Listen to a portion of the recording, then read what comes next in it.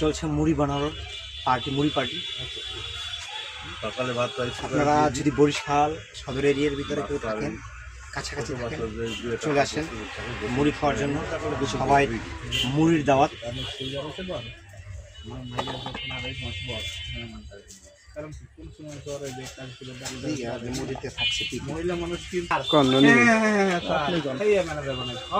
ভাই মুড়ির মেনুতে কি কি থাকছে?